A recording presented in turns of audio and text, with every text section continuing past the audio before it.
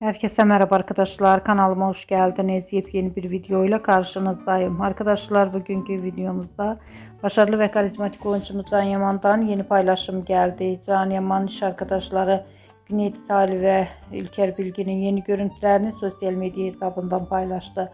Ben de bu görüntüleri sizler için YouTube kanalımda video halinde sunuyorum. Umarım beğenirsiniz. Arkadaşlar videomu beğendiyseniz kanalımı izlemeyi ve bildirim butonuna basmayı unutmayın. Şimdilik benden bu kadar olsun. Yeni videomuzda görüşmek üzere. Hoşça kalın.